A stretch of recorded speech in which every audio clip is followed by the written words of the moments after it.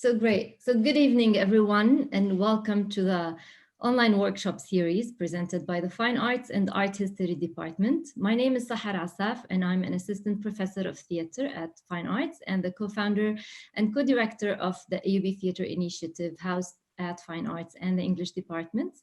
I'm very honored this evening to welcome my colleagues from the Theater Relief Group in Lebanon to talk about this artist-to-artist grassroots initiative that started as a response to the Beirut explosion on August 4th. So allow me first to introduce to you my colleagues, and I'm going to do it in alphabetical order. I'm going to start with you, May. Just wave because we have many videos on. Actually, we can see your name as well. May is our own, very own alumna who is an applied theater practitioner and educator. She's a Fulbright scholar with an applied theater master's from City University of New York School of Professional Studies in New York City. May uses interactive and participatory theater as a medium for community development, education, and exploring social justice themes in non-traditional theater spaces for and with populations that may not typically constitute mainstream theater audiences. Our next speaker tonight is Nadia Hassan, also our very own. In addition to serving as the assistant director of development programs at AUB, Nadia is an artist. She studied drama, singing, tap dance, and ballet at the Sylvia Young Theatre School in London, and has been involved in Beirut's theater scene since her junior year at AUB in 2003. She's also taken part in a number of play readings organized by the AUB Theatre Initiative, including Death and the King's Horseman, which was performed in the presence of the author and Nobel laureate Wole Soyinka. Muna Merhi, hi Muna, is a doctoral student at University of Washington. She has a multi-layered career path as a writer, researcher, TV producer, theater maker, and a cultural manager, and most of all as an activist engaged in the process of social transformation. In addition to her regular articles about the theatrical local scene, she was involved in many research projects related to different cultural practices in the Arab world. Welcome Muna. Alaa Minawi, hi Alaa, who's based in Amsterdam, Netherlands. He started his career in 2006 as a light designer and a scenographer for live performances, then shifted towards making his own installations that tackle socio-political topics and are presented in public spaces. Among his highly esteemed installations, one that's called My Light is Your Light, which he presented in 2014 and is registered in the UNESCO Year of Light. His most recent installation is entitled Waiting for It to End. In 2015, he was nominated for Best Light Art Award by Dark Award London, UK. He's also engaged in artistic research on belonging and its relationship to physical spaces, which led to a series of performative installations, all under the same title, 2048, with different subtitles. And Alaa recently started teaching at the Hog School for the Constant. You can correct my pronunciation, Alaa, later on in Amsterdam. I wouldn't even know how to spell it. You don't hear? That's good. It's not only me. Last but not least, we have Farah Wardani. Hello, Farah, who's an actress, clown doctor, puppeteer, drama trainer, and applied theater practitioner. She's the director of Lebanon, a Lebanese NGO dedicated to theater making and the use of theater as a medium for social development. She's a playback practitioner since 2011 and a faculty member of the Arab School of Playback Theater, an affiliate school to the Center of Playback in New York. And among her many other activities, Farah leads drama therapy workshops with Intisar Foundation targeting Arab women who are victims of war. So exactly 3 days after the Beirut explosion on August 4, theater makers in Beirut came together on Zoom and launched what we called the Theater Relief Group in Lebanon, aiming to offer immediate and rapid support to theater makers and the theater spaces that have been directly affected by this catastrophic explosion. Within 10 days, the group had more than 100 members, and in its first fundraising campaign, it was able to offer support to 28 theater artists and 6 venues. So I'm going to start with you, Alaa, and ask you to tell us a little more about TRGL and what does it mean to be part of this artist-to-artist initiative, and what is the impact of such an initiative on the Lebanese theater scene in general in Lebanon? Thanks, Sahar. Basically, I mean, if I want to talk about the TRGL, we go back to the moment when it was created. The moment it was created was, as you said, 3 days after the explosion. And when it was made, there was no planning for it. It came as an urgency. So it was a natural development, or it is a natural reaction to something that has happened, which was enormous and beyond our old capacities as human beings before being artists. There was a need to do something. And a few days ago, I was thinking about what has happened during that moment. What happened is that in an explosion, the Beirut explosion that happened, for example, usually in an explosion, things shatter from its place. So they go apart. Weirdly, as human beings, the minute that explosion happened, we wanted to get closer to each other. It might be a survival mechanism, it might be a reaction to what has happened, but what is important about the TRGL and what was very significant about it is that it grouped people in artists, not only artists, theater practitioners from anyone who works in the theater, whether they are artists, whether they are technicians, whether they are in the management of theaters. Suddenly they came all together, something that never happened before in any incident. And that is something extremely interesting to look at and to reflect on. How and when and at what moment did we as artists or theater practitioners came together? I think that is the powerful part about TRGL, and that made it somehow special. Yeah. I think as artists, artist to artist connection, the one that you were asking about, what is important about that layer for me is the absence of hierarchy. Mm-hmm. And for me, that is extremely important. And that is actually the main motto of the work that we have been doing in TRGL. So there is no institution versus an artist. It is an artist to artist level. And that makes it the grassroots movement that we're talking about. And that makes it very significant. Absolutely. Well, it's true there is an absence of hierarchy, but we have multiple committees such as Mona. I'm gonna come to you and ask you about, for instance, the outreach and support committees. There's no hierarchy in the group, but I know there are multiple committees working on daily basis, smaller groups, so tell us a little bit more about the outreach and support committee. And for instance, how many, I did mention, like in the first phase, we supported 28 artists, but tell us about that phase and what it meant to those artists who, received the support, and what's happening in the second phase of the project. Well, yes, as you have mentioned, Sahar, there are many subgroups, and each subgroup has handled many aspects of the work, so we can keep like the machine of support going and keep our principles as well and create them. And I need to add something on Alaa's point here when it comes to the horizontally and the spirit of the team. We developed this together. But yet we needed some sense of organization in order to kind of, because we were more than 100 groups, more than 100 individuals who gathered at a certain moment with a great sense of solidarity. And in a way or another, I have also to add one element is that we as theater practitioners in Lebanon, we have been longing for years to create that sense of solidarity at a certain moment. And this happened. Now, what happens after this is that we needed to organize ourselves. So we created many subgroups. Among them is the outreach and support mechanisms.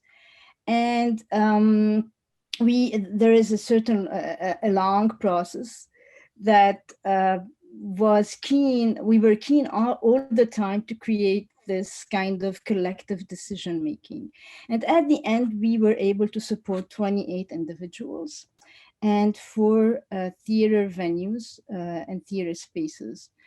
Unfortunately, I was not in Lebanon to kind of sense like in a real way how it was received by the theater artists in Lebanon. But as far as I know, it was kind of very well appreciated. Mostly that we were very, very attentive to the fact that we needed to keep the sense of the sensitive element in how we deal with the situation. There is, we needed to take care of the dignity of the artists. We didn't need like to promote ourselves too much to kind of say, hey, we supported like 32 individuals and those were, so there is a sense of like, we had a set of principles and ethical barriers that we couldn't trespass. And this was very important for us as outreach and support mechanisms. I don't know if you'd like to talk about it like maybe more you broadly. can just highlight like the absence of, not the absence, but the fact that we did not require artists to fill in applications, for instance, at first, if they didn't wish to do so, because that was one of the things the group did to protect the dignity of the artist and the confidentiality. For instance, like no names are shared, no images, no pictures. If you go on our social media, you won't find any picture of any artist or even any worker in the group. Yes, and this was very important because, as we have mentioned, we were in the momentum of the explosion. We were like few days after the 4th of August. And it was very essential for us how to kind of ensure that we are reaching out to everyone. And while reaching out to everyone, we are taking into consideration all those sensibilities, like, we are not there and we are not going there, and we are having like huge application forms to fill and ask them about facts, figures, and numbers while they are still trying to deal with the trauma. So it was very important for us, this sensitive element. And Alaa and all of us just know very well how the process of deciding how the shape of the application form will be took a huge amount of time just because of that point. And then we decided that we will reach out through different ways to the individuals who were influenced by the explosion. One of them is that we are going to go towards them. We are going to call them. We are going to either meet them in person or through a virtual call, or we are going to ask them to fill the application form to ease all the process for them. And this was very essential. And everyone would say, who kind of interviewed the individual, would say how this encounter was very essential and was very heartwarming and very comforting to the individuals who were affected by the explosion, or who were wounded by the explosion, or who lost their houses in the explosion. And it was also a great moment of empathy for the interviewer, I assume, of course. I agree. Nadia, you coordinated since we're talking about committees and subgroups, you coordinated the communication committee, which you guys did a huge amount of work. Can you tell us a little about this and what it meant for you personally? Yeah. Well, given the horizontality of the collective that we've spoken about a number of times now, we were free to sort of gravitate towards the roles that we felt fit us best. And for me, being part of the advancement team at AUB meant that I was quite at home with developing campaigns and creating content for them. Now, of course, after the explosion and the immensity of the damage, I think we all felt extremely helpless, and being able to coordinate the communication efforts, which is an integral part of any online campaign, gave me back that ever important agency. And I think it empowered me to help kickstart the healing process for us all, but of course, in particular for those that were impacted by the disaster. And as a team, of course, we felt it was paramount to spread the message, to get the word out about what the Theatre Relief Group was doing, and also support the fundraising efforts as much as possible. And one of our main tasks was creating strategic content for promotional purposes, be it a newsletter, a press release, and of course, any and all of the social media content that was published. And I think our efforts were quite successful because we were able to increase the reach of the group. We certainly raised the profile of it online. And most importantly, we were able to attract endorsements from over 36 regional and international theater companies, art organizations, all kinds of platforms, some of which ran their own campaigns to raise money for us. And we also were approached by several media outlets, again, regionally and internationally, to help us spread the word. Yeah, one thing we haven't mentioned yet, and maybe you can highlight, is the title and the format, or the idea of the first fundraising campaign we did, which was the Beirut No Show Tonight. So I want to ask you about this, and I also want to ask you about the fact that you were doing actual relief work on the grounds, not non-theater related, and coordinating all the admin work of the TRGL. How did you do that? And what can you say about the theater scene post explosion? Yeah. So first of all, regarding the fundraising subgroup, and please others feel free to join in. I know just the numbers I'm not 100% sure about, but so we, as everyone else had mentioned, we gathered together. We wanted to create some sort of relief work, and it was very much in the moment where theater artists were not relief workers, and so it was very, very much of a grassroots movement, and very much of just kind of going with what's needed. And so regarding the fundraising, someone, Christelle Khouri, a member of the group, had suggested this idea of why don't we do this thing? And so we felt like, as theater artists, with the explosion happening, there's no way we can create theater. There's no way we can do performances. And so that's kind of what brought up the idea of Beirut No Show Tonight. And so you would buy a ghost ticket for a show that will not happen. And so we were able to create an online account with ahshas.com, and that way everyone abroad and internationally was able to buy tickets, ghost tickets, to support the fact that we will not be having a show tonight. And again, the fundraising project worked very much hand in hand with the support mechanism as well as with the communications, because we divided it into two phases. There was phase one, which was, I think we began mid-August. It was originally meant to end of August, and then we extended it to end of September, was it? Yes. Yeah. So that was phase one. And so we decided that whatever funds was collected in phase one would go into phase one of the support mechanism. So whoever applied in that time frame as artists, the donations in that same time would also go to those artists. And then, of course, it was not, it wasn't like we were doing a closed application.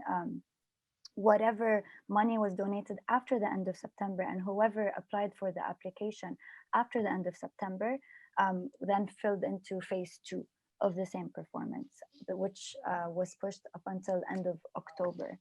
And we also have a friendly agreement with Shems, that Sunflower Theaters, so that means people can also continue to donate if they so wish. And so this played a really big part into how we decided to donate, and how we were fundraising, and connecting with people in a very, very grassroots movement of, oh, I know someone, I'm going to spread the word. So very much this idea of networking within our own circles and breaking it out, and that's how we were able to collect. I think for phase one, Mona, please correct me, I think phase one we collected $15,000. I have the numbers. Well, it's equivalent to $15,000 if we kind of count the Lebanese and the euros and the dollars. And that's only phase one. Phase two, I think we also we're collecting, actually, we're still getting in funds. Literature. Yesterday, someone shared that we got some money from abroad, and Today, Hanan Haj Ali also sent. Sorry, Mike, to be accurate with the numbers, we have collected for phase one $14,185 and 6,095,000 Lebanese pounds. So to be really accurate. And for phase two, we don't have an exact number yet. since we're still collecting, but it's gotten over $10,000, I believe. Yeah, so which is very, very exciting. And we're still in the process of, talking to potential and groups who have been endorsing us, and, just different ways of support. Yeah, that's for the fundraising. Did I miss anything for the fundraising? I think that's about. Yeah, I think that's, yeah. Awesome. Yeah. Regarding your other question of doing relief work on the ground as well as supporting with the admin. So the way I think about it, how I was able to do the two things, I think about it in three different ways. Honestly, I think of it as how was I able to balance working, doing relief work on the ground as well as with the theater relief group. Technically, like logistically, how I was able to do that, emotionally, mentally, how I was able to do that is the second thing. And the third thing would be for me, like my personal goal as May. So technically how I was able to do that, I feel like I owe it to say that how I was actually able to juggle the two things is the luxury of time. Honestly, I think it's, I didn't have a job. I'm young. I wasn't afraid of COVID as maybe others would be. I'm physically capable. I'm physically strong. I don't have family responsibilities. I do live in Beirut. I live in Zaat, not too far. I walk to Jumaisi, and I feel like that's very important for me to say, because it's not to say that I feel like we contribute in our own ways, and I was able to go down, but others cannot, and that's fine. I had the luxury of time, and I was fortunate that I didn't have a job, and I just returned back from abroad. I don't have to worry about rent. I'm living with my parents. So I just felt like that's very important for me to start off with saying, because that is how I was able to do both. It's not because, that was a really main reason of how I was able to do both. And the second thing is emotionally or mentally, I think. So as you mentioned, I was doing my applied theater master's in the US. I was there from 2017 to 2019, and I just got back in May. And so being back and watching the revolution from abroad, as the diaspora, or, it was, I obviously wanted to help in any way I could from abroad. I was in New York. I joined the مغتربين المجتمعين there. We tried to organize and collectivize as much as possible. We tried to do what we can, but just watching the revolution unfurl and watching everything happen. And I wasn't able to visit back for a year and a half. I couldn't come back to Beirut. So just seeing all of that from abroad, there's obviously a lot of that angst, a lot of that, a lot of those feelings of wanting to be a part of it. And so being back and being, having fresh energy is also a bit of a luxury, because a lot of people have been here and doing what they could for so long that they were drained. They were emotionally drained, understandably. And here I am, I felt like I owed it to step up. And if I'm physically capable, I should also be able to do my part. I had all that pent up energy that, others had been having their, really their behinds handed to them on a plate throughout the past year. And I feel like, that's the only way we can all get through this, Saraha, like just kind of taking what we can off loads from each other. So that's the emotional part. And the third part is my personal goal as May. I think for me, it was extremely, extremely important that looking at how this work can be done both short-term and long-term. So, given all the other reasons I mentioned, being down on the street and helping in any way I can, and is like the short-term goal of like, all right, someone needs, fix a new window or fixing windows, or I was down there and I could help. And that was like the very quick short-term space of creating that community on the ground. And then the long-term was with the existence of Theater Relief Group. I really wanted to be part of that community as well, and think of ways, as we kept saying, we're not an Aabi, but we're pretty much doing the work of an Aabi. And so how do we then create that change long term? And so for me, it was really important to think of thinking of how right now, sure, I'm helping, I'm part of this community, I'm doing the job that's meant to be the government's job of cleaning and supporting and donating and so on and so forth. But what's the next step? And I think for me, it was really important to have a balance of both, because working on the ground is great, but I also wanted to know the next step. But also, if thinking about the long term without being, or at least without having someone on the ground, I didn't want us to fall into the trap of being out of touch, you know, maintaining this idea of a grassroots movement, having this balance between you know, someone who's down there and someone who's actually thinking long term, having a bird's eye view of things. I think those two things are really, really important. So yeah, so that's kind of how I fell into the role of admin. Like, I have the skill set. I you know, it's something I've, as theater artists, we learn to be very malleable with what we do, right? We have to work and do theater. And so, you know, I have the skill set of that sort of project management or organization and so on and so forth. And so it was really important for me to break the stereotype that just because it's a grassroots movement doesn't mean it's disorganized, doesn't mean that it's complete chaos. And that's absolutely not true. There is a system, and admin is such a boring word for it, but it's really finding a system that works with regards to نحن movement. How is it that we want to move forward, and how is it that we want to work together, and how does that leak into all the subgroups to then create work? So that's, and it wasn't just me, it was me and a team of other fabulous people who was also working on this, Dina and Ali and so on. So yeah, so that's kind of, you did really keep us on track, May. I have to say, you, Muna, and Nadia especially. I mean, so Farah, I want to come to you. May touched on the idea that, or the feeling that we all shared at some point, and we spoke at length about it, about how as theater makers we felt paralyzed after the explosion. We couldn't really think about you know, producing work, although we had many people like come to us and say how, like, kind of the funding that was, you know, absent at points, you know, people connections we had from outside, people coming and say like, here, how can we help, like, would you like some money to produce work or whatnot? And the feeling in general that we had was, it's impossible to do any kind of work now. But that feeling really, you know, it kind of escalated with the Beirut explosion, but it was there before. So I want to ask you, as a founding member of Lebanon and a theater and culture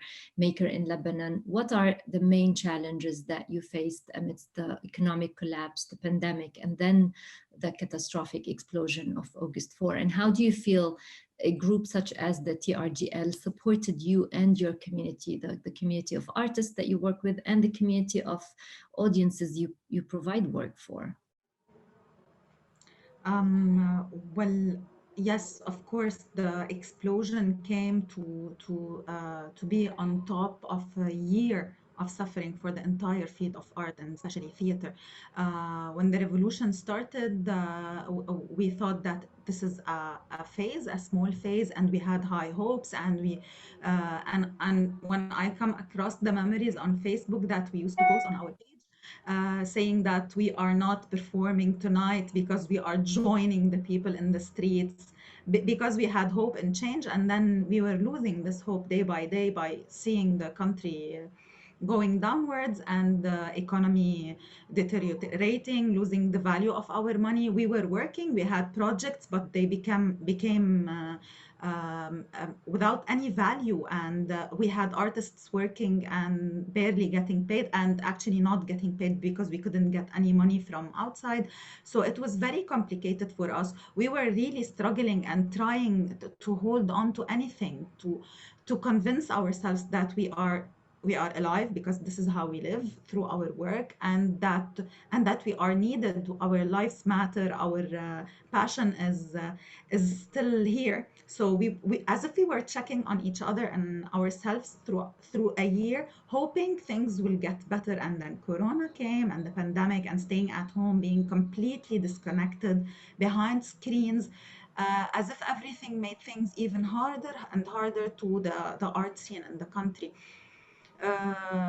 And then the explosion came to kill any hope that we had to come back to work and to be engaged with the community, to meet each other or to work together. It was it was a feeling of being paralyzed, completely paralyzed.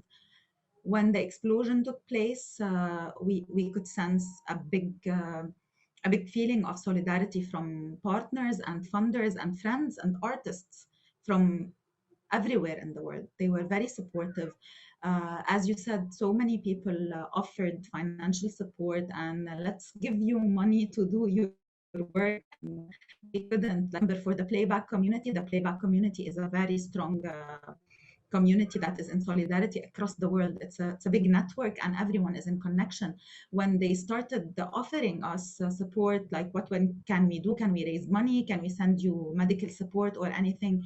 Our response was, we don't need money. Why would we need money at the moment? We can't produce, we can't work. And we started thinking about alternatives. Maybe you can work on advocacy. Maybe you can lobby towards our cause. Maybe you can tell your governments to stop being in contact with this government and so on. And then we could feel that this started growing. The theater group, the theater relief group, was very important after the explosion, because every theater maker in Lebanon felt that he is suffering on his own, that I am losing my own job, I am losing my own work, and we lack this sense of belonging in our community, and we lack this connection. We don't have a powerful network because we don't have a syndicate. We don't have a Ministry of Culture that is doing its job. You barely see networking events among artists or any space for artists to meet and to share experiences and knowledge and to connect. So everyone would be at home thinking that this is me, it's over. Most of the theaters are affected physically by the explosion. If it's not the explosion, it's definitely the corona that is going to close everything. We're not going back to work. It's a very sad process to live through on your own.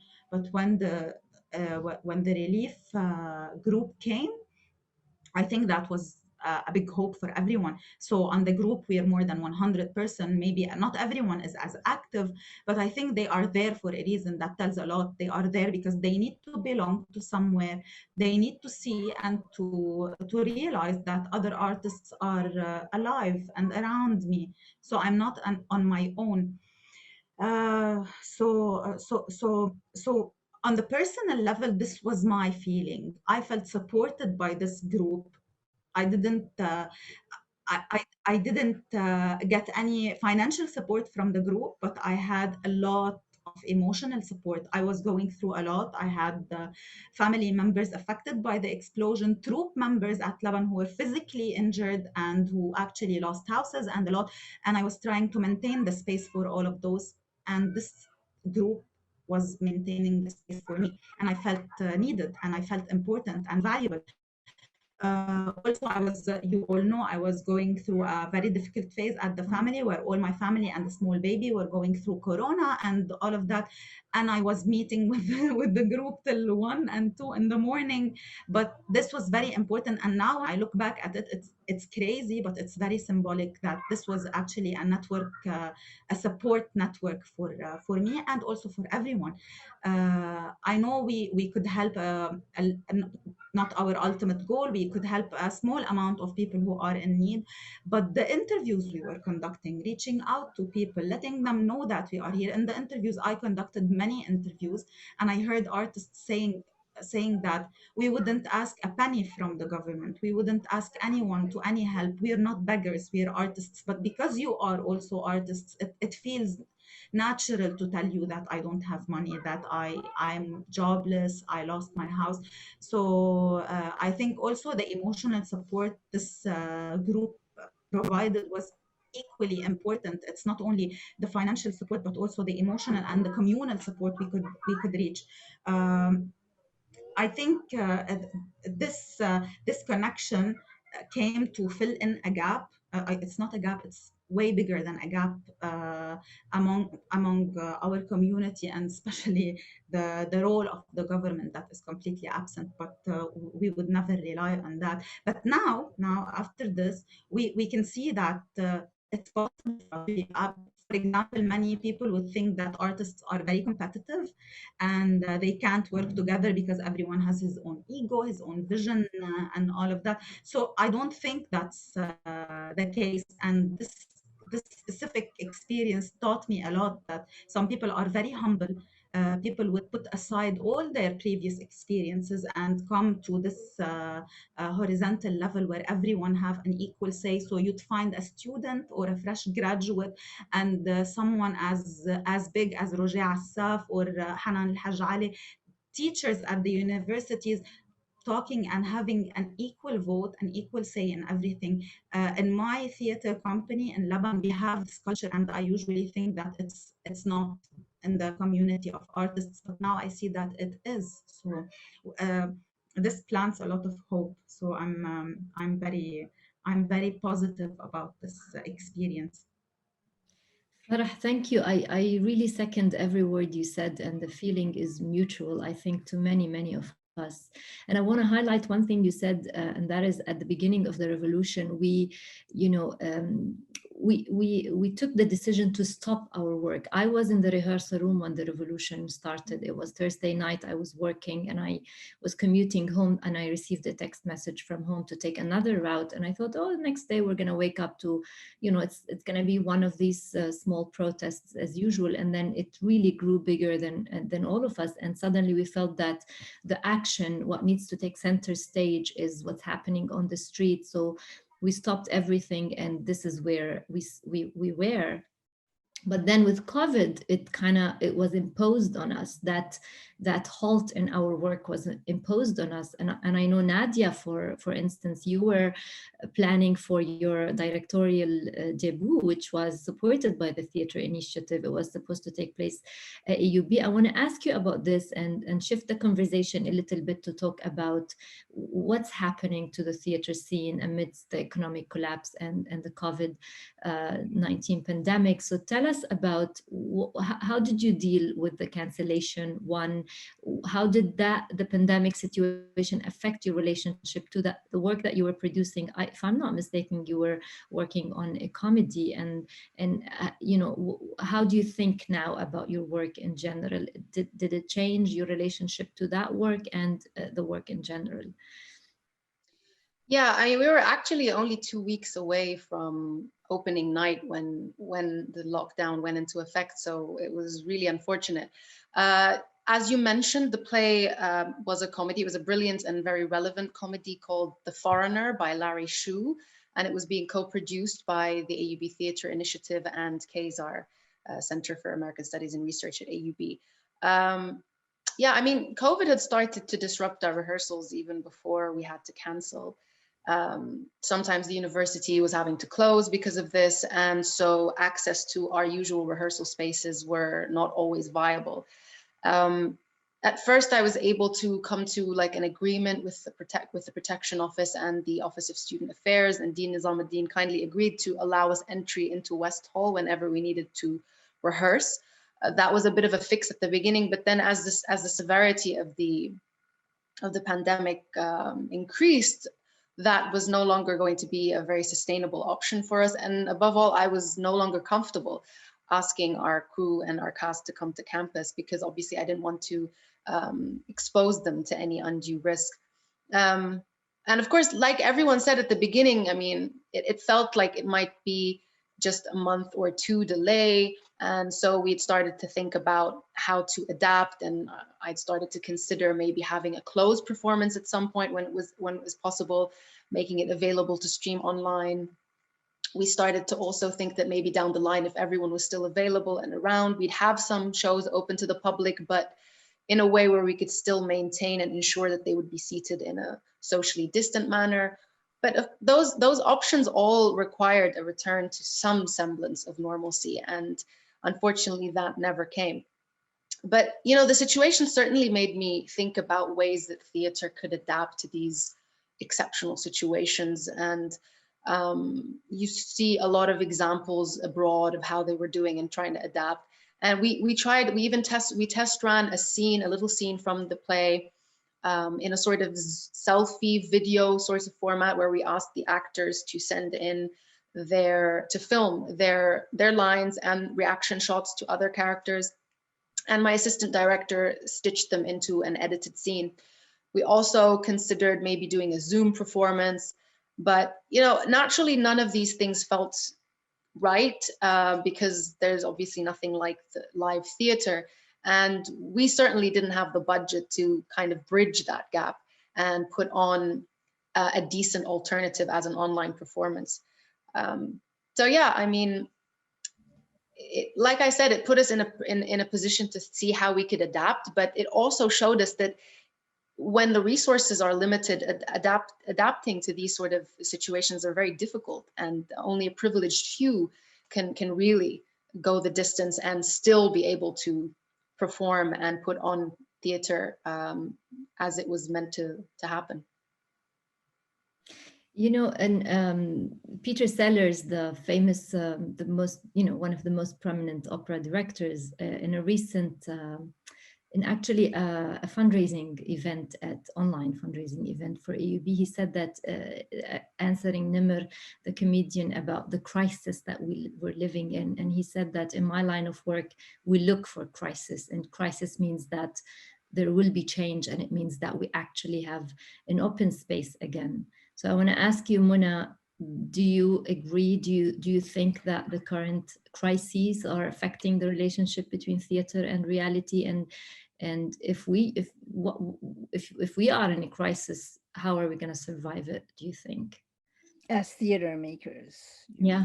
And you mean as theater makers all over the world, and particularly in Lebanon? Absolutely, it's everywhere. Well, yes, because as you have mentioned, the crisis is kind of very it's huge, and people are trying to find ways how to kind of deal with the very daunting situation, because it is really daunting. And if you look at the US theater community is like more affected than any other theater community, maybe in Europe. Berliner Ensemble are supported by the government, are a governmental entity. They can afford to have 30 seats capacity, and they can afford to kind of remove seats and reformulate the space in a way or another. But the American stage, like the Lebanese stage, are kind of suffering greatly. Do we have hope? I think we do, because if we kind of look back in the history of theater, since 2,500 years since theater existed in the 400 BCE or 500 BCE, the theater was disrupted at different moments of history. You have many plagues. You have the bubonic plague, but the plague in Athens didn't prevent a play like Oedipus Rex to exist. And it existed in 429 BCE, and there was a plague. The bubonic plague in 1600s also didn't prevent King Lear. And King Lear, there is a famous phrase for King Lear that says, plagues that hang in the pendulous air. So, you have those moments when the crises are a certain pushing engine for theater to reformulate his ways and his tools. And it is even said that pantomime was due to it evolved in 300 BCE as a response to a plague in Etruria. But this needed to be confirmed. This is history. Now, if you want to be more pragmatic and you want to talk in more pragmatic ways today, what is going on? What is the scene today? We have two divided rationales. A rationale that says theater is a communal experience. Theater is about liveness, is about the density of the air, as Maud Mitchell, a very famous actress here in the US, says, how do we get back the density of the air? And people who say, okay, we have a very difficult situation. We cannot stay stagnant for 2 years. And obviously it is 2 years or even more. How do we deal with this? So there are many ways of dealing with the situation. And I think that we need to reconsider how we deal with spaces in a way or another, how this pandemic can be an opportunity for us to reconfigure spaces differently, to look at space differently, whether it is a physical space or whether it is a virtual space. We have Zoom performances that are happening, and I have witnessed many of them in the US, and we have also performances in public spaces in the open air. And let's not forget that theater started as an experience in the open air, in the open space. So why not go back to this? I know that we have the pandemic. I know that we have lockdowns every now and then. I know that it's very difficult to kind of deal with all those kinds of moments of distress. But I know that at my university, like and other spaces in the US, they are doing Zoom performances. What is this theater? I don't think it is really theater, but I don't think it's also like, essential to answer this question now, because for me what's essential is to go through this experience and what are the lessons learned from it. How do we, for me it is it is a more important question for me, if the theater will die or not, or if this performance on Zoom, let's call it a performance on Zoom, it is still a performance. It is because you rely on your imagination, you create a certain story path in a way or another. There is no live experience, but let's see things differently here. How can I deal with the space virtually through windows? And I want to kind of emphasize on this point, when the cinema, the first like 20 years of cinema, they were theatrical. Like the screen didn't prevent theatricality. Look at Metropolis at Fritz Lang. It's extremely theatrical. How can we bring theatrically to the screen? How can we bring theatricalism and theatricality to the windows? Of course, we will not be able to create musicals on Zoom. This is not going to happen. There are many. The Bard, have you seen the Mad Forest that was presented on Zoom by the Bard College? Like some musical scenes, like live singing with 12 different actors in 12 different locations. It was brilliant. Yeah, but what I meant, like, you cannot create a huge production like Hamilton. And this is where Broadway will be extremely affected. But this will also create, like, we will have, like, for me, other benefits. For me, the greatest element that we can work on is like that transversality and that transnationality of audiences. How are we reconfiguring audiences? How I, as Mona, from living in the US and doing her PhD and teaching in the US, is going to be able to watch a performance in Lebanon on the 7th of November called Hamasat. How can we build up on this? There are so many questions that are unanswered. How is I, as an actor, can kind of deal with the space as like, not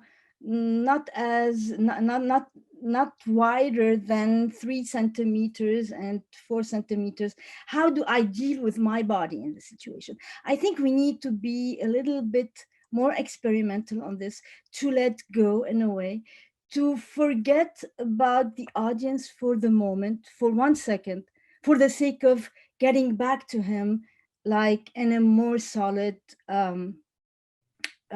experience. And I think, as Peter Sellers said, yes, when we miss all those public spaces and those communal experiences, when this will end, I anticipate that theater will be more needed than it is now, and it is still needed now. That's I hope beautiful. I answered you. That's wonderful to hear. I agree with you. And I think one thing that is for sure is that it's pushing us out of our comfort zone. We're forced to think outside of what we know. Alaa, how is it different in Amsterdam? And you've practiced, you presented your work here, and you're now working in Europe. Tell me, what do you think is missing here? What do you think is abundant here? I mean, first I wanted to add a bit with what Muna was talking about. I agree with the fact that we have new tools that we need to learn. And like you learn painting in the beginning, you're gonna mess up and you're gonna do things and then you're gonna make it better and better. And at the same time, rejecting it and facing it is an art by itself. I think even the fact that someone doesn't want to be in that place can become a performative act by itself. So dealing with it and rejecting for it, that's the addition I wanted to add, could both be interesting. And I wanted to add a bit more about Beirut, and then that goes to my practice there, is that what we have in Beirut here is not only the pandemic. If we go back to Beirut, it's the pandemic and the Beirut explosion. And for me, the art scene in this and here becomes, I mean, I know in the beginning, and we've talked about that, and thank you, Farah, for mentioning the emotional support, because throughout the process of the TRGL, every once in a while, one of us fell down, let's say, or tripped a bit, because we all, we were going through this. We were all coming up, having our ups and downs, and somehow we supported each other in that. It was a human need in the beginning. And art wasn't possible because the human was the first. And for me, the art as a role to represent something it wasn't the right time for it at the beginning. But I believe, and I firmly believe, that the experience that we went through in Beirut will lead to a form of art that we have never seen before. Because we're talking about something that equates an apocalypse. This needs to be expressed. This needs to be taken out in a form. And that what I feel with time, not necessarily today, but with time, this will create and recreate new forms of art like it created the TRGL. This need to express ourselves outside even the theater venues you were talking about that, Muna, will become important. What my experience in Lebanon and in the Netherlands, I mean, when I came to the Netherlands, the main thing that I was thinking about that I want to experience something different. I have been there in Lebanon working for 12 years, and I want to know that the main reason that made me go there is to know what are the urgencies in the West, if we want to use Edward Said's. What is the urgencies to make theater? I know in Lebanon what our urgencies are in general. Why do we feel that, or at least I'm familiar with them. And that was the whole approach that I wanted to go through and see. But while living here for a few years, what I started noticing is the luxury of time, the luxury of reflecting on things, the luxury of doing artistic research, which requires time. And I'm not saying that this is happening here. That means it is suitable for Lebanon, or it is not suitable for Lebanon.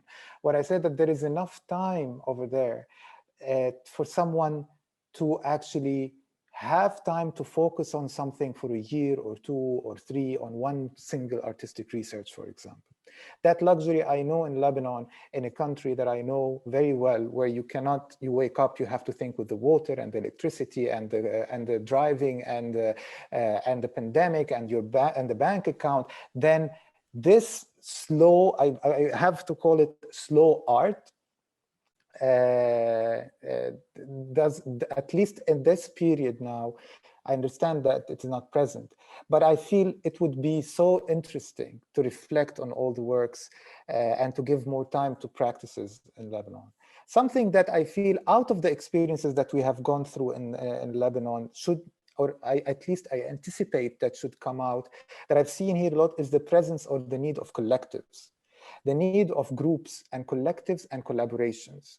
It's very rare that you see individual artists at least starters. They work together, and I've seen a lot of that. We have that in Lebanon. We have Laban, we have Zuqaq, we have, I forgot, we have a group of groups that are active. Collectif Kahraba. Yeah, but I feel this needs to be encouraged more and more. And not necessarily for a long term, it could be collaborations. And I think what happened in TRGL will lead to more and more of these collaborations on this two people level, 5 people level, even more or less. So it's this, and work outside the theater. And I mean, I'm always fascinated with Laban, the fact that they opened their studio on a rooftop of a building, and they have their own theater. I believe in a country like Lebanon, this kind of initiatives, or these kind of initiatives are essential. In a country that is in economic crisis, where people cannot afford to rent a theater on a daily basis, why do I need to go to that black box? Let me go out. So that is something I feel that is that could be that, and I anticipate, I think that would work. And one thing that I feel not missing, but I feel there is a need for it in Lebanon, is the idea of documentation. And I've talked with Mona about that. We've discussed it, and this is a dream actually that we're trying to achieve together, is we need urgently to document the artistic movement that was happening in Lebanon. What is happening now and what was happening now in the past 20 years is extremely valuable, and not to document it, for people to review it, to study it, to reflect on it, to research it, to keep it as an archive or as a witness, because all our artwork in Lebanon has and always was a witness of what we have been going through. And that is an extreme value to keep, because I don't think we can believe a newspaper or a media outlet if you want to go to the Lebanese archive. But you would believe a theater performance if it was archived, that was the urgency, that was the emotion, that was the feeling, that was the reflection of what is happening in the society. And from there, I think that will make our new coming works powerful after the explosion. It's wonderful to hear, Alaa, that you and Mona are engaged on with such a project, and I totally agree that it's highly needed and important, especially with the absence of, complete absence of the Ministry of Culture, or, we don't even have a history book on this, like, a recent history book on this country. Farah, how are you, archiving your work at Lebanon, based on what Alaa was saying, and what are you banking on for continuity? How do you spoke briefly about, May spoke briefly about the future of TRGL, and I would also like to hear your views on that. How do you envision the future of such a group? Well, about documenting our work in Lebanon, I totally agree with Alaa and Mona that this is a necessity at the moment. It's not only a need, because we came really late after 10 years of working in the field, creating huge impact on the level of the social political change through our theater in Lebanon. We realized that we only have the narrative of the team to pass on this knowledge, and that's not very accurate. So it was lately that we realized that we need that, around 2 years ago, and we started documenting our performances, reflecting as a team, trying to keep track of everything. But as Alaa said, this needs time. This needs money. You need someone to be really focused and funded to be able to do it properly, because that's a job in itself. We're trying to compensate for that and making space for it in our budget lines for in our projects, or also the team to volunteer as much as possible. We're definitely not doing it fully, because we're not capable, to be realistic, but we're trying. But this is only for Lebanon. That's a huge, to say, all the other troops and individual artists and the history, the past. So good luck, guys. For what we are banking on, we believe that this profession in itself, theater, is a full-fledged profession. Like doctors, teachers, engineers will not stop doing medical health or engineering, all of that, just because there's a pandemic or an explosion or anything. They will continue. They will find a way to shape it and restart and find a space for them to work. So do us as theater practitioners. We need to find that, and because there's a need for us. We are the answer. As just Alaa finished, you can't trust a newspaper, but you can trust a theater piece. If you go back to the 74 and you read newspapers and you watch news, you will see nothing that will tell you that we're having a civil war in a year. But if you go and watch Nazl Surur, you will know that we will have a civil war in a year. And that's very comprehensive, because we don't, that was not an expectation. That was actually reading the politics and doing what theater is supposed to do. Our job here after the explosion is beyond entertainment, and entertainment is essential. It's not bad to admit that our part is to put people at ease and make them happy. It's part of our job. I'm a clown, and I'm very proud of being able to draw smiles on faces in the middle of this sadness and misery. But our job is also beyond that. There is also the creation and the setting up an identity and creating an identity to the entire community, a new identity that is inclusive, that is that considers the past, that considers the fact that we survived an explosion, that we came out of all of this. We have to embrace that and admit it as part of our new identity, our new collective history and experience. And also the healing process in theater, the mirroring, the expression, all the artwork to come should be celebrated. Everyone will express differently. We will have different kind of productions. Some will call it cheesy, some will call it very melodrama and the typical, but it's okay. That's how we express. We express in different ways, and we need to celebrate all these productions. I think we are banking on the resources, and to be really honest, I see space for resources. The international community does not trust the government. They're investing in NGOs. They're investing in alternative tools in order to keep their relationship with the government. So we're not giving the Ministry of Health money. We don't give to organizations that are health-based. We give to theater practitioners to work on the emotional healing, for example. So we have space. We need to admit that we have a role that is the applied aspect of our work. Now is the time for the applied aspect of our work. If theater changed throughout history according to the current situation, now is the time to engage and really believe that our tools as artists are to be applied in the community and to serve the community. We have potential funding and we have the attention of the world. Everyone is watching us. We had no show, Beirut, no show. Now it's time for all the shows to happen. So let's build on that. Let's Anjad, take the opportunity, grab it fully, and build on that. I think that would be really, really helpful. And speaking of that, also the online platform, Lebanon, for example, after 1 month of not performing, we couldn't, because we've been performing our monthly playback performance, which is open for public every second Wednesday of the month for 7 years, non-stop. We didn't stop. Wars, armed conflicts, everything. We didn't stop, even 1 month. And then we stopped in February because of, in March actually, because of Corona. Then we came back to performing online, and we saw potential in reaching out for people outside the country, in meeting people who we can't meet. We performed for women at home in very rural areas. It was impossible for us to reach for such communities. We could reach them, and that's a gift actually. So now we have on Wednesday a performance online. It's part of our online performances, and they're doing really well.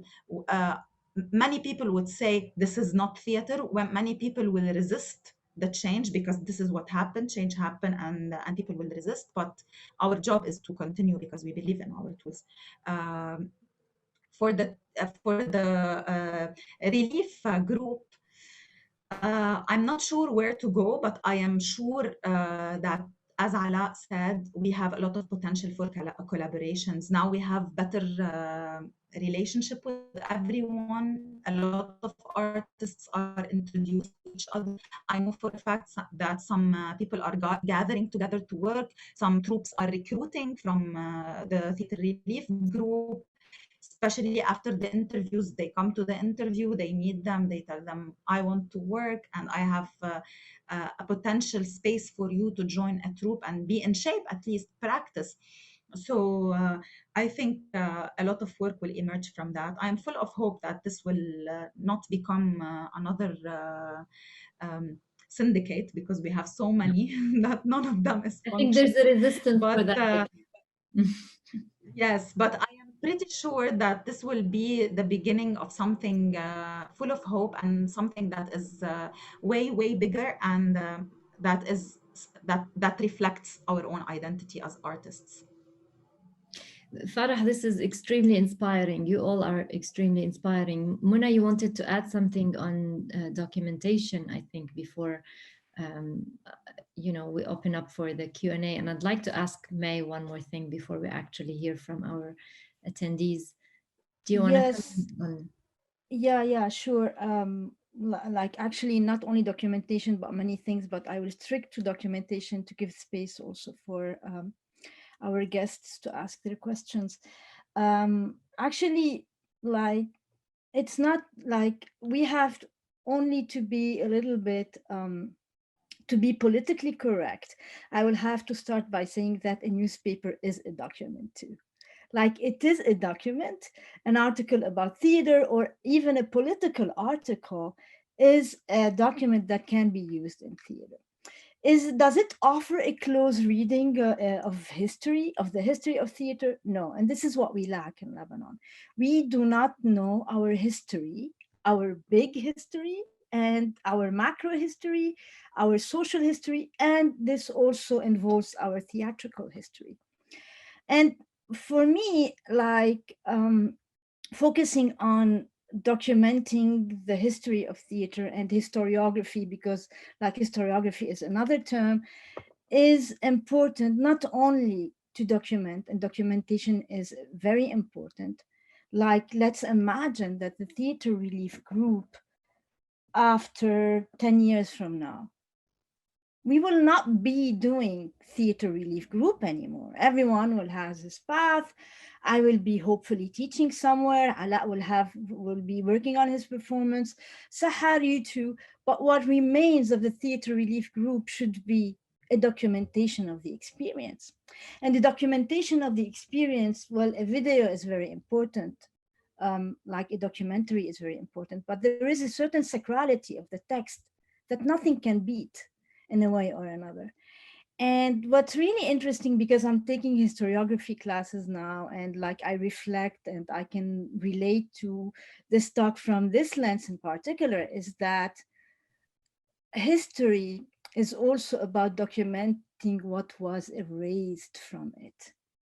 And, it's not what we have and what is being highlighted, it's what was erased in the history of Lebanon and in the history of theater.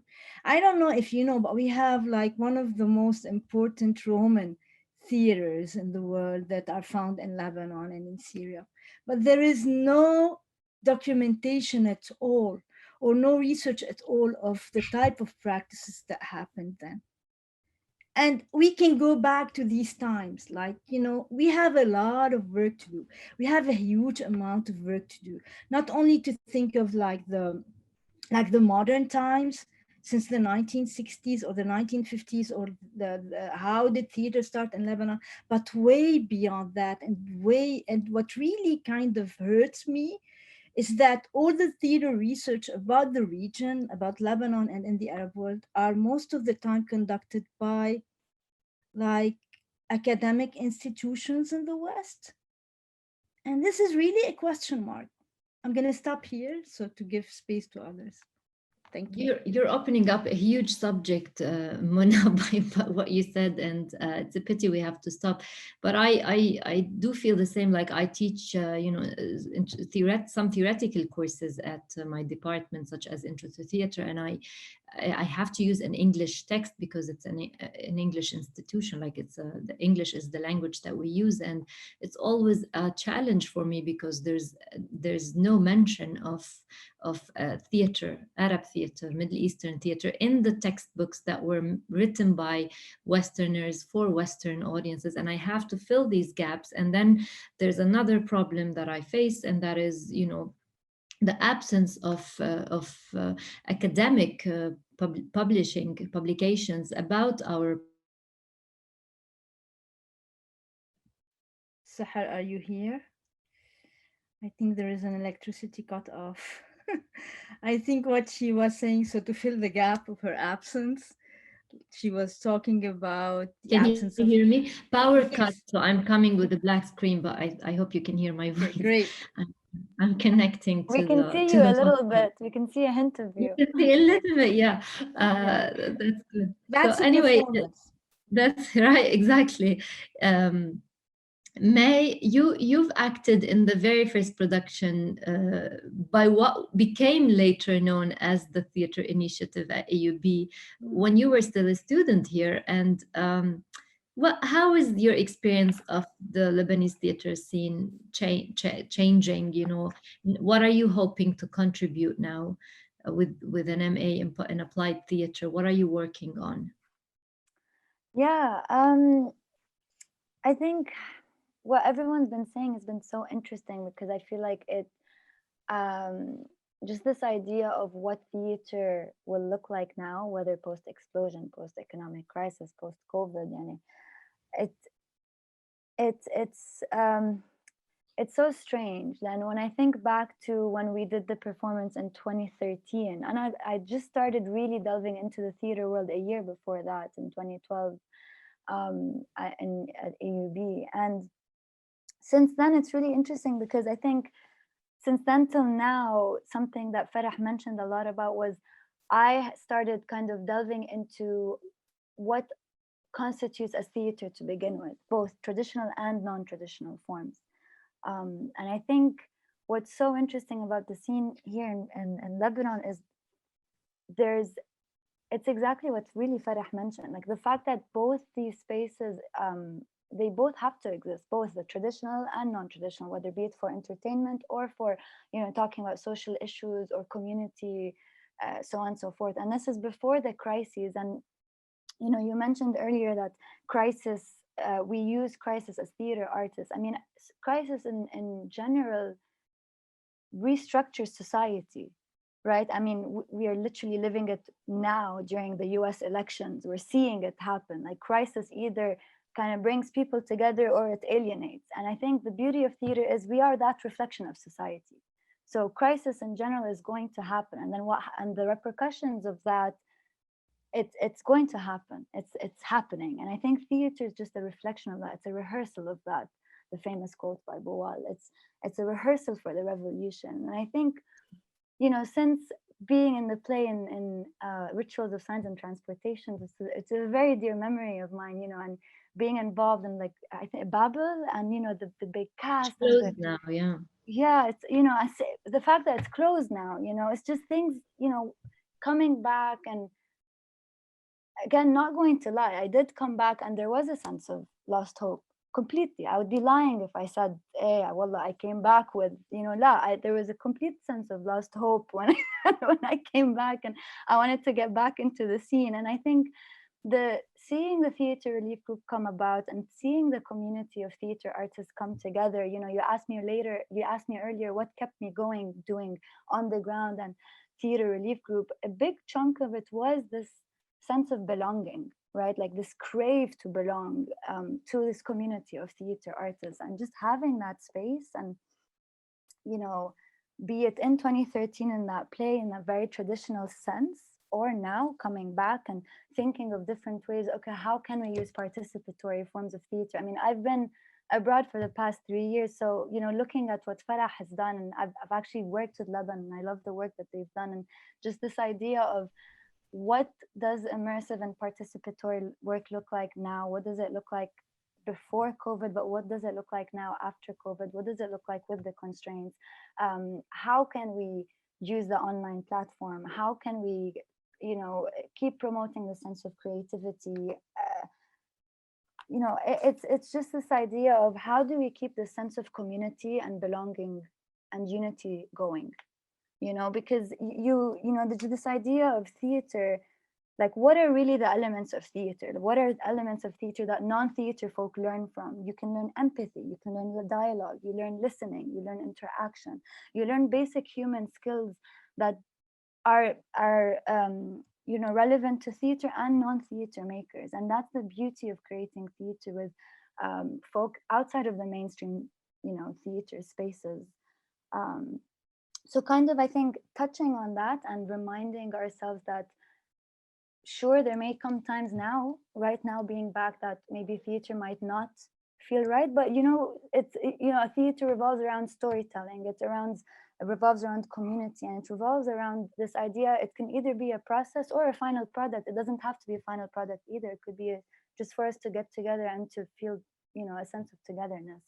And I think that's a really big chunk of the theater that will happen now, I believe. Like, I think, you know, the fact that funds has always been an issue for theater artists, elephant in the room, right? And so now, you know, coming back and feeling this complete sense of hopelessness, at least for me, after the explosion, you know, and then now myself working with fantastic theater makers from the Theater Relief Group and from people I've met from the first production, you know, yourself included, Sahar, you know, and applying for grants and getting it, and, you know, and thinking, okay, oof, like there is hope for this space, like there is, you know, that does exist, and it will keep on happening, and just finding ways around it.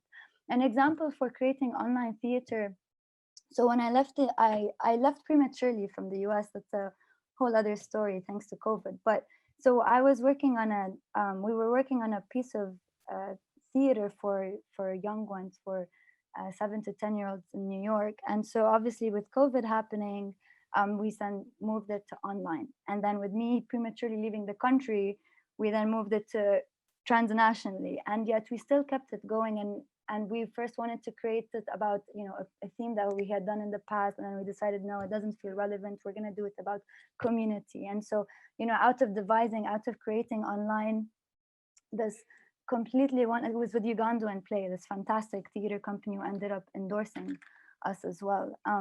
And so we then created this interactive online Zoom performance with 7 to 10-year-olds, did not talk about COVID, did not mention, and it was after the explosion actually, did not mention any crises per se, but the interactions and the themes by the end, almost everyone had mentioned either COVID or not COVID, based on the crisis that they're going through, based on what they're being affected by. And so this is, you know, it's kind of one of those things of how do you adapt based on the group that you're working with, and how do you create that space of expression for them. Yeah, I mean, and I think based on that, after the explosion, based on Theater Relief Group coming together, based on the funds that we were, I mean, about $25,000, which is insane, that we were able to collect, based on, you know, now getting grants, and, you know, at least in my personal life, like having even to take a step back to find a job, to still find ways to balance working with a Theater Relief Group while also maintaining my sanity, like, and making it as well, just working it in tandem, you know, this idea of how can we keep this work moving. I think that's there's so much opportunity, and it's given me a lot, like genuinely given me a lot more hope for the future of theater and immersive theater, being back than you know, when I did feel very low at times, and that a big part of that is seeing the community come together, definitely. I think it's only normal to feel you know, down at points, and it's a kind of a collective trauma, what we're living at, the pandemic level, the explosion level. But I think, there's definitely hope, because as Wanous, would say, we are doomed by hope. And I would like to share with you actually Eugenio Barba's answer to my question about the crisis that we're living in. There was a mini Aden week festival last week at Al Madina. For those of you who attended, probably you saw that, but the last session was a meeting with the legendary director, who's a huge inspiration for me, Eugenio Barba, the founder of Aden Theatres, and I was moderating the session, and I asked him the first question about what does he think about the crisis that many people are talking about. Theatre is in crisis. This has been, since the establishment, since the founding of theatre, probably has been there, that statement. But he said, in his simple, brilliant words, he said, there is no crisis, because theatre is about the people. It's about you and you and you and you. It's about each and every one of us, and we are not in crisis. You, as an individual, you're not in crisis.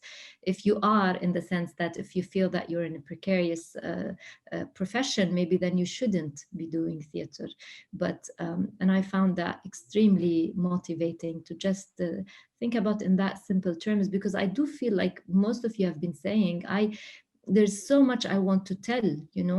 It's true, like the medium is changing, the situation around me sometimes, after the explosion in particular, I felt like it's time to mourn, it's time to grieve, and it's not time to produce and to do work. And, it's just, it's a time, I think.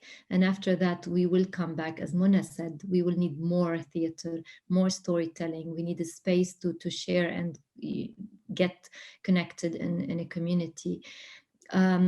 I know that Mona has to go because she has to give a class in 5 minutes, or maybe less. So I'm before 2 minutes actually. In 2 minutes. Sorry, Mona, we kept you, but thank you so much. It's really such a pity to leave you guys. I have to say one final word. Sahar, sorry, I interrupted you. Please. It's like, for me, the TRGL was a healing process. It was my healing process as someone who is living now abroad. It's been a year, and I didn't anticipate to be away from Lebanon more than a year, but with the pandemic, I couldn't come back in summer. So when the 4th of August explosion happened, it was like traumatizing for me. It was really traumatizing, and my healing tool was the TRGL. So I thank you for that. I'm grateful for that, and I wish I would be able to stay a little bit more to hear the questions, but I have to give a class in maybe 50 seconds from now, so I have to leave. Okay. Thank you very much. We'll Bye-bye. share the recording, Mona. You're a huge inspiration. Thank you so much for your work. Thank you. I learned a lot from all of you. Bye-bye. Bye. So we have some time left, and I'd like to ask if our attendees would like to ask you guys anything. My colleagues, Danielle, Joseph, and Faris, thank you so much for coming, and Joseph Azouri and Katbak, if I'm reading the name correctly. If you have any questions for our guests, please ask.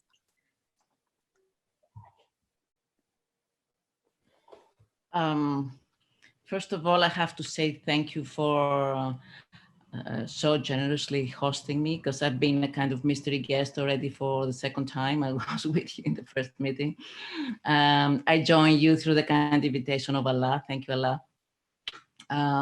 And I have to say, of course, I'm speechless. I'm still in the baby steps of catching up with you and feeling breathless with the scope and the velocity of your groupings. I'm not sure whether I can add something. Of course, questions come to my mind. Thoughts. I would just like to share with you a thought that crossed my mind, that theater and artistic practices have always been instruments of gathering. So the question of how, what, where, and why now is absolutely relevant. And it's not a question of what kind of spaces we are in, whether they are analog, virtual, physical. they are available to us, and we need to grab them, literally.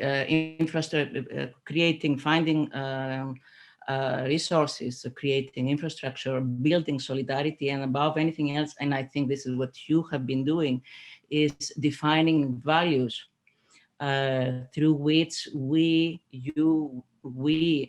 can survive along with others who are not part of our orbit. So thank you very much for all of that. I have a question. I was wondering whether you speak about documentation, whether any kind of documentation or ways of tracing back later on, and also for others, your process of gathering and organizing.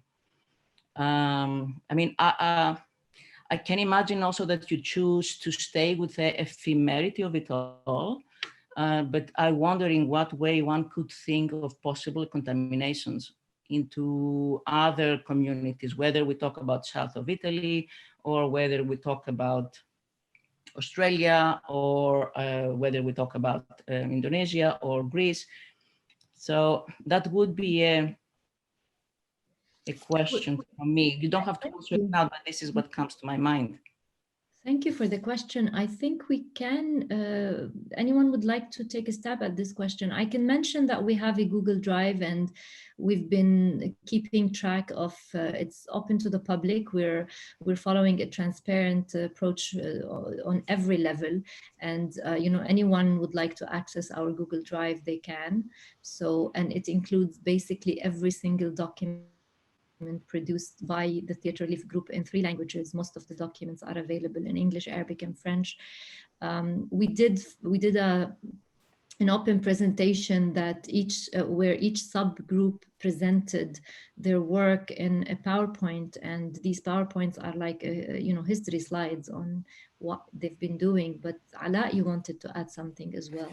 Yeah, thank you, Katerina, for the question. It's because we were thinking of the documentation of the theater, but we didn't really tackle the documentation of the TRGL itself, which is a very interesting question, because I think what is powerful about that movement, that it was organic in the way it was formulated, and it was formulated with time and with a learning experience. So basically with slow learning, we were learning as we were walking. So we didn't have structures, premature structures made. We were discussing every step in the way what we will do. Subgroups were created based on discussions, not because in the beginning we wanted to create these subgroups. Discussions about how to be like sensitive to the artists, how to write applications, how to promote ourselves, what our red lines in work, what our ethics are. They all came slow. And I agree, we had that first meeting that you came to, Katerina, that was in Arabic though. That meeting with its presentation had some kind of a preliminary documentation of what we have done and how it has happened. But I would say, and it is very interesting, I'm just thinking about it right now, that this could be something that can be documented also in a different way. I think this experience, as it is still new, we maybe should think of what is the best way to document such a movement, because it can be replicated in different forms or styles, not necessarily copied, but it can be inspiring for other places. It could be inspiring even for other people in the students, if there are students still with us. It's of how to create from nothing something that is a collective or a grouping or a cell of active workers, not necessarily in the theater. It could be applied in different places. And it is something worth thinking of, I think. It sounds like someone's potential master thesis academic paper. Saraha, like, or even like an AUB academic paper, because actually it would be it's a fascinating concept, because I mean, logistically speaking, we have all the documentation. Yalla, May. Yalla.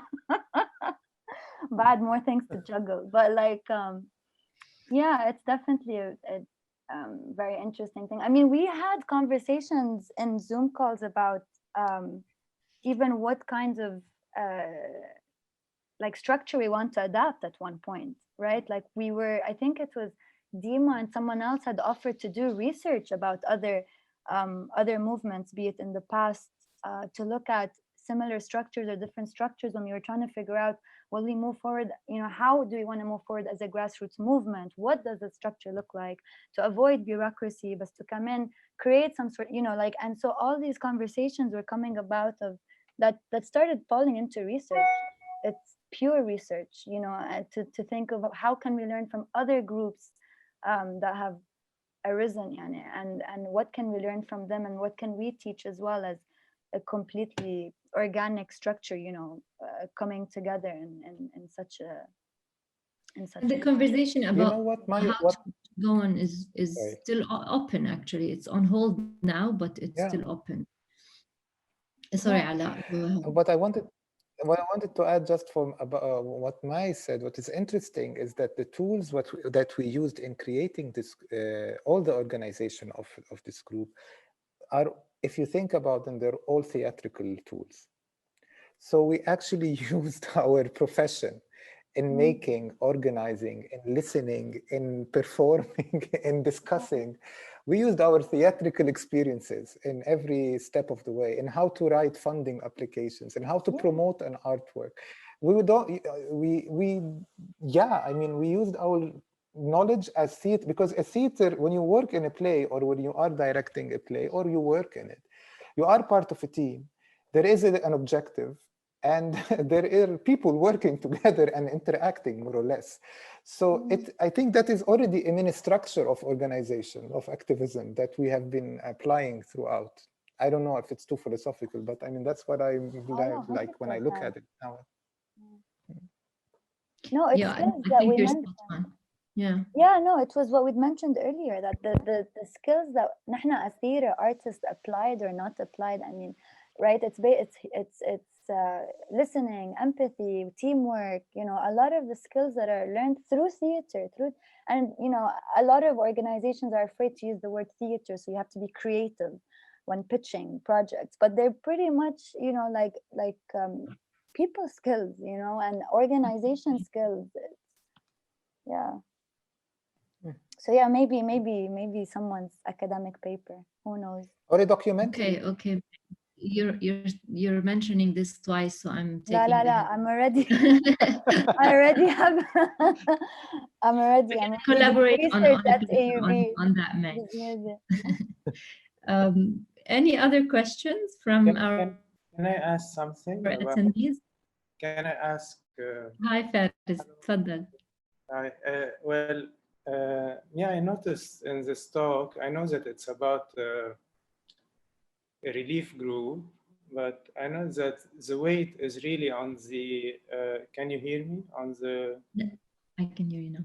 Yeah, the weight was really, and until even the last intervention, on the logistical aspect of it. And logistical means how to organize, bring the money, distribute the money. And I felt that there's a kind of dichotomy, at least in the discourse, that I'm unable to place sharply, because sometimes I feel that the group is acting only as human beings, and then they're acting also as theater people. And if they're acting as theater people, they're not, they're just using it as a skill or as a group management thing. And so I was wondering about this dichotomy and how much is justified, especially in the motto that we can't create anymore in a situation of crisis. If there is a reflection on that, meaning why can't you create in a situation of crisis, knowing that many kept creating? So is it really a problem of trauma, of emotional overwhelming, of being human? Or is it a problem in the work itself that cannot continue after such an event?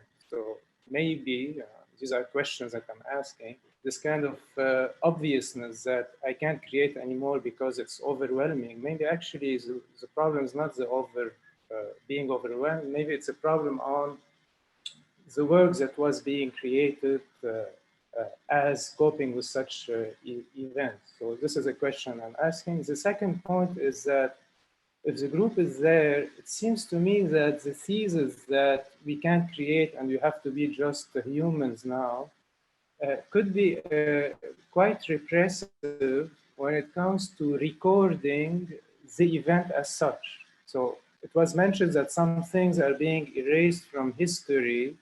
I think what most of the time gets erased from history is not only Roman theaters and factual records of great artistic works, but the fact of a movement of reflection during the event. So I think that this kind of obviousness that we just need to help and stop thinking for a while, thinking about aesthetical, visual, about theater as as a form of art. I think there's no need to repress that. I think when someone is sitting in the street, he can't just remove his cap and stop being a theater man and stop seeing things unfolding, let's say through theatrical categories. And maybe this also needs to be recorded, given that there's a whole group now, maybe a reflection on how are we seeing, how are we perceiving the notion of stage, how do bodies move in a situation of explosion, how is speech affected in these kind of situations. And all of these are not just I'm a theater guy, meaning I manage people or I know how to speak in a convincing way. I think here we are dealing with more with aesthetical categories that are coming from the situation of crisis. So just to conclude, I think the concept of great health, it's a Nietzschean concept. Nietzsche used to have migraines. He suffered from syphilis too. So while he was very, very sick, and this is when he used to have a view on the world from his disease or from his sickness. And it didn't prevent him from taking the next day notes or reflecting on that to build his work. So for me, just maybe it's being done, but it was also put a lot in the shadows. It's as if it's irrelevant or we can't talk about it. Like, what about this reflection on theater as theater, and not only theater as a managerial tool? Because an architect can say that, or anyone can bring in his profession as dealing with people or relating to space. So this is my question. So for me, this kind of reflexive thing, I think, is needed, and I feel it can't be erased because from memory, it's going to be a bit difficult, after 3 years to just resurrect all that. If I may, I think that's an interesting. Can you hear me? Yeah, I think that's that's an interesting question that you've brought up, and I think in terms of like the human versus the artist, I think it's impossible to separate in that way. I think we're always being both, and in that way, the experience and the response is extremely unique. I don't think there is a general sort of acceptable response to crises or whether we're able to express or not. I think what happened was probably organic. You mentioned trauma, and that obviously was a big deal for many artists living in Beirut specifically. And I think for many of them, they could not. They were too overwhelmed about the situation to feel like they could even express anything at that point. And perhaps, yes, the enormity of the disaster and the fact that they saw people wounded and losing homes and losing lives, that became more paramount to them as human beings and artists. There's no distinction. But I don't think that there's necessarily, or there should be, to your point, any contrivance about whether we should be able to express or not. I think it should be up to every artist. Some artists maybe that had the luxury to be a little bit farther away from it felt immediately that they wanted to, through their own healing process, to actually express something or write, and I think it's extremely important to do that. I definitely agree that it shouldn't be that there should be some taboo about expressing or not expressing. But I think because of the very human nature of this and the crises and responding and all of that, it's only natural that some might feel that they cannot do that. But Yeah, I don't know if I answered your question. If I may add also in group, reflection, yeah. if I may add in reflection to your question, Faris, yeah, you're right. Maybe we focus this discussion more on the logistical aspect of things, not on the not on the theatrical, happenings that are coming out of the theater relief group, because we mainly talked about the immediate period post-explosion. We're talking about the few days after the explosion, the first month after the explosion. It really felt inappropriate to put the spotlight on ourselves as artists or humans who survived this tragedy, where instead of, for instance, focusing our effort and the means that we have to support fellow artists who lost homes, people were still under the rubble. This is the kind of period we're talking about. But that's to say, the reflection, it's not like it was absent or not at all. We're not trying to repress it or to make it a taboo. If people felt like they wanted to express, actually Alaa was leading on a project as part of the theater relief group, letter to fellow artists in Amman, which, it didn't continue for different reasons, but the idea was we were collecting letters from artists, theater artists in Lebanon, in the group. Many people sent those letters to Alaa. I'm one of them, to actually share with artists in Amman. And the idea was that they will actually perform the text that we're writing. There's a performance happening on Saturday online on YouTube, which actually started the discussion for that project started with the relief group as a fundraising event. So all the artists are coming together. They engaged in a translation process. Lina Abiad is directing, Josiane Boulos, both members of the theater relief group, and they're putting on a performance called Hamasat Whispers on YouTube this Saturday. It's going to be at 8. Correct me if I'm wrong, someone. It's at 8. We're inviting people to purchase tickets, 25 thou. Most of the artists involved in Hamasat were founding members and active members of the theater relief group.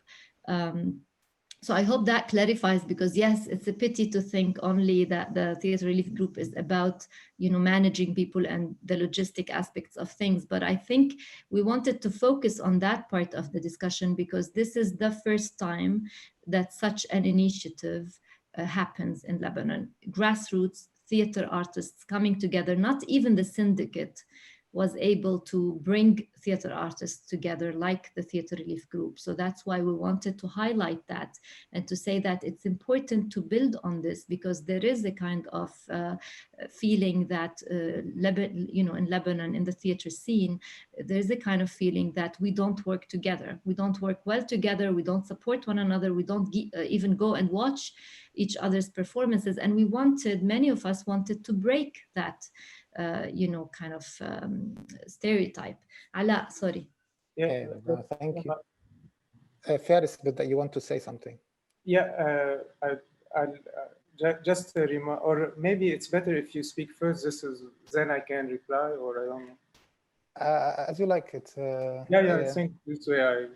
Yeah, and what was interesting about what you said, it took me somewhere else in thinking. I think what I got, at least from what you were saying, or at least what you said, took me somewhere in my thinking, is the artist in the moment of crisis, even if he or she is not performing, even if he or she is in trauma and numb, let's say, that artist is an incubator of experiences, because that artist has been experiencing throughout his career or her career tools to observe.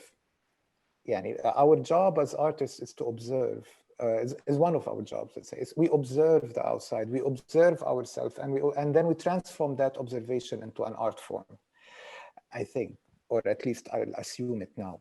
As an artist, yes, you would say, I'm thinking, yes, people who lived that trauma, who have seen the blood, who have seen the shattered glass, who have seen the screaming and all the experiences, these experiences are ephemeral in terms of how can these be redocumented in art forms that could also talk about that phase.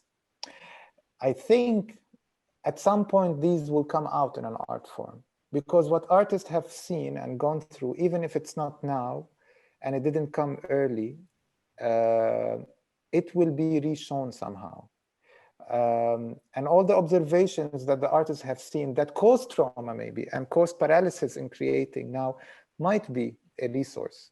For me, I've always thought, and it is a thing, maybe I'm wrong about it, is that in the moment of crisis, within the moment of crisis itself, it's extremely hard to make an artwork. Some people would be able to do it, but I've never met or seen an artwork of an artist who is living the crisis, transforming it, being able to transform it into artwork in the same moment itself. Yeah, sure. It's not like when he's under the rubble that he's gonna create. But for me, it's as a group, meaning this bringing together. It's just my last remark. You know, people came together, but I think that if they just, this is a physical condition. Like if they are in the room and they are now united by the crisis, it's great because there's a kind of external unifying power. But I think the issue is that if there's no conversation on these things that were recorded by you as theater people, and the conversation about that to begin, I think like many other experiences, the group will dissolve very soon because, at least as far as I'm concerned, if there's no thought and problems that are being discussed on that level, I think as soon as the crisis would be over, the thing will be gone. Because if the only reason for being together is this kind of situation of crisis, if there's no reflection that starts about how we recorded these experiences and our bodies, thought, and how each one reflects on them, and the group is then in a way taken to that other dimension, which is the reflexive one. The group, I think, like many other groups formed during the revolution, will dissolve because no reflection was brought in. That's why I call it repressive, because the heat of acting, then it's gone. That's a very good point, and it's something that that has been discussed honestly, and it's going like at least in smaller groups, not necessarily with the 100 individuals, because it's kind of impossible. Like we've never been 100 people on Zoom, to be very honest. We're on WhatsApp, but there are different, at some point, Alaa, myself, the 3 other people were having that kind of conversation. I know that Alaa is having another conversation with Muna and other people. So what you're saying is absolutely spot on. And we are aware of that. And we're open to the idea that this group might dissolve after the purpose has been met, which is a relief purpose. This was the initial idea. Like we really didn't want to do anything except just help people survive the moment, you know, the fact that they lost homes or are wounded or whatnot. So it's definitely something to think about and to Alaa. This discussion is it definitely has started a while ago, and it's been pushed for later on to be talked about for the whole group and for us also. But what is interesting about what you were saying is sharing these bodily experiences with each other and sharing thought. And this is something I actually wrote it down in a way that could, because the main questions that we have at TRG, we were created in a moment where there was a crisis, and what our aim, idea, and the name itself is Theater Relief Group, is to create relief. But then the question is, what happens later on? Do we continue or do we not? And then it doesn't mean dissolving means we could say we can dissolve and then every person goes to their self. And there are other opinions also in the group that talk about restructuring ourselves. So we are not relief anymore, that we become something else. And there are still questions about what is this something else? And is it still the same group or is it different?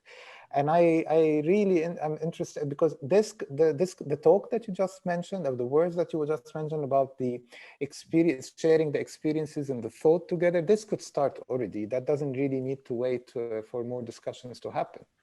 Because we're going through that, we are in the WhatsApp group. So yeah, thank you for the questioning, because it is a question that we ask ourselves. And I think that's an additional question that we can add in the main discussion about what would be the future of this group. Oh, yalla, Absolutely. please join, if anything. It's like an open space. Anyone can join. It's a WhatsApp group. Like, again, this idea that it is open invite, it is open to anyone. Not trying to, what, Thank you for you know. Thank you, it's- Faris, for the question. So I think our time is up. It's almost 8. Unless Danielle or Joseph would like to say anything, I would like to thank you all. Danielle or Joseph? Yeah. No, I just wanted to thank you all very much as well. No, it was really fascinating for us to hear what's going on, and then especially this part at the end. Yeah, it'd be nice to sort of continue on the discussion side. I think a lot of the arts groups have that in common, of trying to struggle within the reflection part and the reaction part. But yeah, thank you very, very much, all of you. Thank you for giving us the space, and thank you so much, May, Nadia, Alaa, Farah, and Muna. She's not here anymore, and our attendees. Thank you so much for this.